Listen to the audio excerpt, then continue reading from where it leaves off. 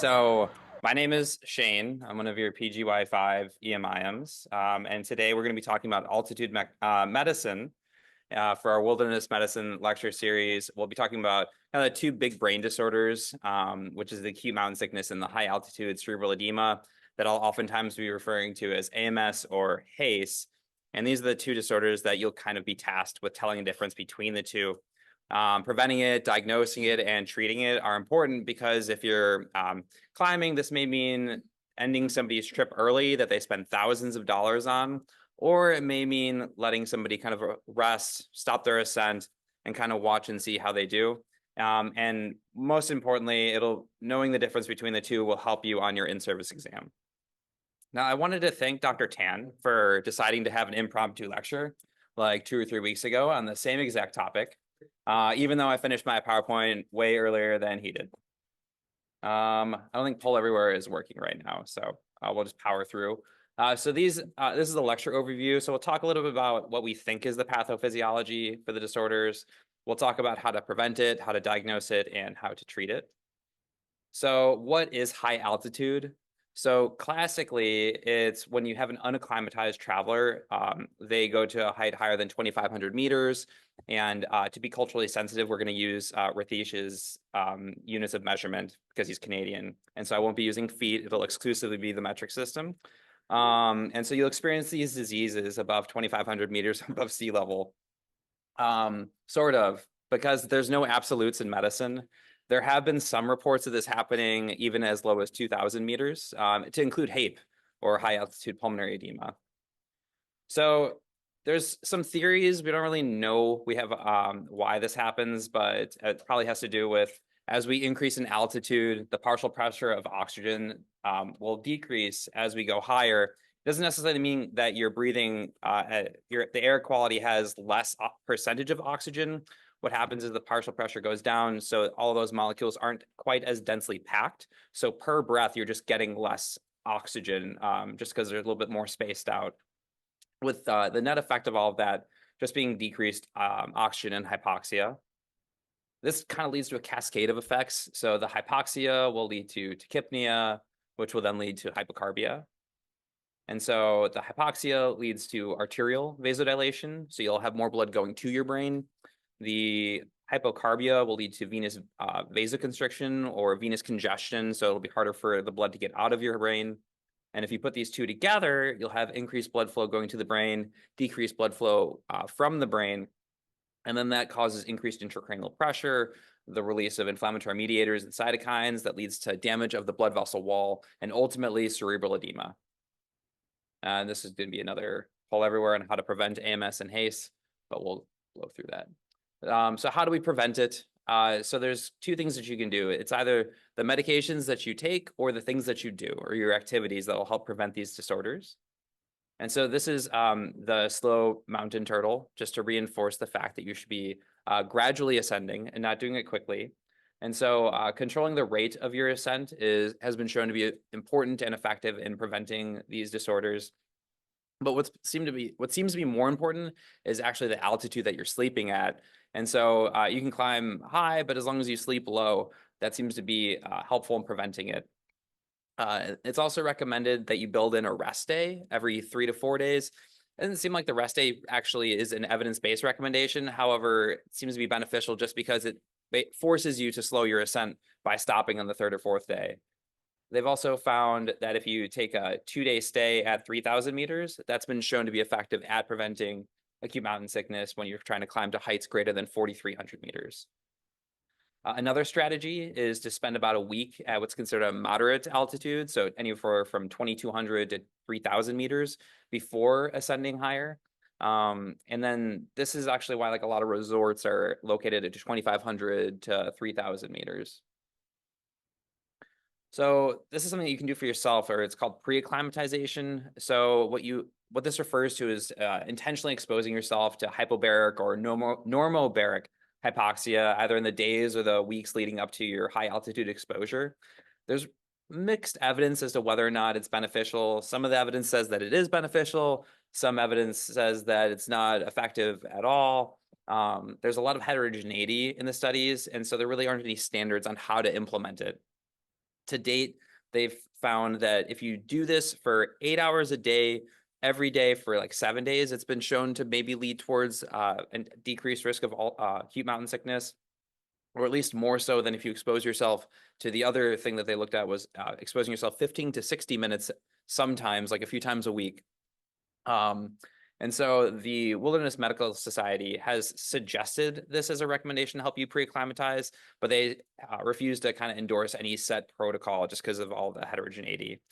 There are commercially available hypoxia tents and hypoxia facilities, and probably for like the sake of money, they have endorsements from like athletes and climbers that swear by it, but we just don't have any evidence that suggests that it improves your athletic performance or that it increases your likelihood of reaching a summit. So I've placed these in the order that you should be able to remember them in terms of prevention or preference for prevention. So acetazolamide is the one that we talk about a lot. It's a sulfa drug that rarely causes allergic reactions in people with a sulfa allergy. One of the ways that you can mitigate this risk or assess for a risk is you can have them take it while supervised, or you can take it, have them take it if they've never taken it before the climb. Oftentimes the climbs are far and away from standard medical therapy. The reason that you wouldn't have them do this is if their prior sulfa allergy was anaphylaxis or Stevens-Johnson syndrome. There's been some conflicting evidence as to whether or not acetazolamide would decrease your exercise endurance, but the general consensus is that it's better that you prevent AMS or HACE than change somebody's exercise endurance. And then with regards to how to take it, usually you take the day before or the night before the ascent, but if you decide to take it the day of your ascent, it's still shown to be a little bit beneficial. And this is one of the only medications that's actually recommended for children. So there's no role for dexamethasone in acclimatization like there is with acetazolamide, but there have been some prospective trials that have shown that it has been useful in preventing acute mountain sickness. It can be used as an alternative to adults. You don't have to taper if you're using it for less than 5 to 7 days, but they have yet to recommend this in children. And so the last one is Motrin. There's been at least 2 trials that have shown that Motrin is better than placebo. There seems to be a trend in the literature that shows that ibuprofen is as good as acetazolamide at preventing headaches and AMS, or at least it's inferior to acetazolamide, but better than nothing. And so because of that, the recommendation is that if for whatever reason they can't take acetazolamide or dexamethasone, then you can go ahead and trial ibuprofen. And so these are medications that have been studied and just the evidence has not borne out in their effectiveness in prevention of AMS. So those are things like Tylenol, inhalers, ginkgo biloba, but they've also tried ARBs, iron, antioxidants, dietary nitrates, overhydration, I think montelukast, triptans, and even supplemental oxygen. So part of preventing is identifying who's going to be at risk for AMS or HACE. And so the WMS, or the Wilderness Medical Society, they set up this chart that they acknowledge is not systematically reviewed, but it's supposed to be there to kind of like help you make decisions with your patients. So the most conservative approach would just to like assign your risk based off of like the highest thing on the chart. And so even though they use but what's important to note is they'll say that like, oh, like a prior history of acute mountain sickness puts you at risk. But that really depends on like the context that it happened in the past. And certainly like if you had a prior episode of AMS and it was because you climbed up really quickly, that doesn't necessarily mean that the next time that you climb, if you decide to do it slower or you decide to take prophylaxis, that it'll happen again. And similarly, if you've never had acute mountain sickness, but then you decide to climb a mountain very quickly, you're at risk. And so the thing that they wanted to emphasize was that of all of the things on the table, the most important thing was just your ascent rate and making sure that you have a gradual ascent to help prevent it from happening. And so now that we've talked about who's at risk, we can talk about how to provide prophylaxis. And so this is your low category. And really the recommendation is that if they're low, then you really don't need to advise them to take any of the preventive medications. But when it's moderate to high risk, this is when you should start counseling and suggesting that people take one of the medications I'd mentioned earlier. And so in different scenarios, like for this one, so if you're going to be, I feel like a rescue team and you have to ascend very quickly to 3,500 meters, in this scenario, they suggested that you could take both at the same time to help prevent it. And the way that you want to take it is you want to start the medications the day before the ascent. And if you start the day of the climb, again, they mentioned that there has been some evidence of benefit. If you ascend and you stay at the same elevation for at least several days, you can stop taking the preventive medication at the highest altitude after you've been there for 2 days. If you ascend faster than you should have, you can take it for 2 to 4 days after you reached your target altitude. For individuals who are ascending to a high point and then descend, and they never developed any symptoms at all, as soon as you descend, you can stop taking the medication. And so how do we diagnose this? So a lot of the diagnosis is going to be based off of clinical gestalt. It's a diagnosis that's reported based off of symptoms, and you really won't have any like lab tests. You're not going to have any imaging available. And you really should entertain these diagnoses as soon as you go higher than 2,500 meters and you've been there for a few hours to a few days and somebody starts to get sick.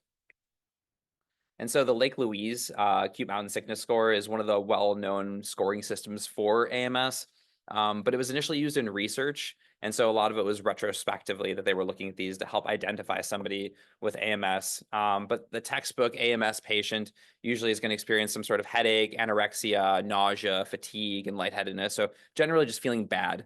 And so to distill it into kind of like a simple algorithm, if you have a patient and it's been several hours to 3 days, and you're high up in the mountains and they're feeling bad, it's probably because of acute mountain sickness. So how do we diagnose HACE? So this requires encephalopathy to make the diagnosis. Usually you'll have ataxia as the earliest sign, and that'll be followed by altered mental status. Other kind of like vaguish symptoms would be like apathy, irritability, fatigue, inability to provide self-care. So I guess like a really tired resident could probably have this. And these might be subtle at first. So HACE can progress to coma, which is why it's dangerous, but oftentimes it doesn't prevent with any focal deficits. You can try to have them do like heel toe walking to assess for ataxia. If you'd like, and you have a portable ultrasound, then you can try to look for papilledema. If you have a mountain MRI, you might see like increased flare in T2 signal and the corpus callosum, as well as microhemorrhages. But those also might be present for at least 3 months afterwards. So if they were high up, had these symptoms, and you were trying to confirm the diagnosis, I don't know why in the ED and with an MRI, but you would still see evidence of it later on. So for the treatment, the single best answer to treat a disease process that's caused by climbing a mountain is to stop doing that, and then you have to go back down the mountain. And this is always going to be the board review answer, is descend. Usually the symptoms resolve after about 300 to 1,000 meters, but it really depends on the person. And it's important to remember that you shouldn't send somebody down the mountain if they're encephalopathic or having symptoms alone. And so descending, it's easy to say, but it may not be feasible in all circumstances. You might not be able to ascend right away if there's really bad weather, if there's dangerous terrain, or if your patient has AMS or HACE and they're injured. In these cases, you can use oxygen to try to keep their oxygen greater than 90%, or really enough to relieve their symptoms. The oxygen can be used while they're waiting to descend, if they're severely ill during the descent, or just when the descent, again, isn't practical. So these are the portable hyperbaric chambers that are available. Let's see if I can both. And these have been shown to be effective in treating severe altitude sickness, but I'm going to show this. And it says the guy in a bag. And here, I don't know if you can see, it says, I can't see, but I think it should say like 4,500 meters. Yeah, so high. And then you'll see them like pump it up. And then I'm going to skip here. And here you can see that after just pushing in the pressure, it's like now 2,500 meters. So really you're just like inflating the bag. And so these do require you to have a provider with them at all times. And you can see that he's like in a confined bag. So contraindications would be like if they're like vomiting or if they're claustrophobic, you don't want to make things worse. And the use of this shouldn't delay your descent because that's still the most important thing to do for these patients. But if you don't have any supplemental oxygen and this is kind of like your only tool, then you can try to use it. There we go. So other ways to treat AMS. So acetazolamide, for prevention, good, but for treatment, it doesn't really have a lot of great evidence to support it. but there's maybe like one paper out there that says that it might work. So if you have it, it is recommended. But really, dexamethasone can help treat both the AMS and the HACE. And acute mountain sickness, it should be given until the patient is asymptomatic without the medication. And if that's the case and they become asymptomatic, then they may not have to descend right away. But stopping the descent is, stopping the ascent is very important. And if they have HACE, then you should really be giving them the dex, either IV, IM, or PO, and then descending. What does this all look like in practice for the patient with AMS who's sitting in front of you? Well, you can try to classify them based off of this like Lake Louise score. But if they have mild AMS, you don't need to descend necessarily. You can stay in place and avoid further ascent, which is important, and treat their symptoms. So if they have a headache, you can give them Tylenol or Motrin. If they feel nauseous, you can give them Zofran. They really should avoid trying to sleep at higher elevations. And if after a few days they're not improving or they're getting worse, then you should start your descent. So if you have a patient with moderate to severe AMS, this is where the dexamethasone or the acetazolamide can be considered. And this can also help patients with their symptoms while they're descending and make it a little bit easier to descend for them. The acetazolamide is used to in prevention to help acclimatize, but you can use it if the dexamethasone isn't available, as I had mentioned, and the symptoms are particularly bad. So as a second-line agent. These people can actually resume their ascent as long as their symptoms have resolved, but they shouldn't ascend again until they're and if they have any ongoing symptoms. And while they're ascending, they should continue the acetazolamide. So all patients with HACE should be given the dexamethasone. The patients should get supplemental oxygen and they should descend. If they can't descend, then what you can do is you can use a supplemental oxygen or the hyperbaric chamber. And then these were going to be, let's see if I can pull this up.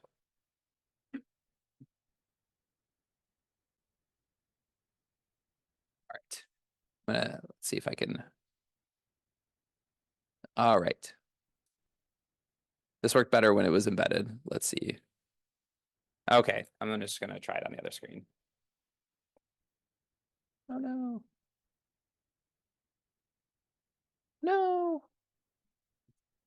See what happens when I do this. All right. So I guess we'll need audience participation. I apologize. So if you have a 25-year-old hiker that hikes to 2,600 meters and within 6 hours begins to develop a mild headache and mild nausea, what is the best treatment? Yes. Perfect. We're learning. All right. Same person develops mild headache and mild nausea. They take Tylenol and Motrin. The symptoms continue to worsen. What is the best treatment? Descend. Wow, look at this. Look at this knowledge. All right. So the same hiker within 6 hours begins to develop a severe headache and severe nausea. In addition to descending, what is the best treatment? See, for the treatment? Dex. Yes. Okay. Halfway learning. Okay. All right. So the takeaways. So if you have traveled to greater than 2,500 meters and you have symptoms, it's probably AMS or HACE. For prophylaxis, acetazolamide is preferred, but Dex is okay. For treatment of AMS, stop your ascent and treat them symptomatically. If you have HACE, you should really be descending. And for the pharmacotherapy for the treatment of AMS and HACE, Dex is preferred to acetazolamide.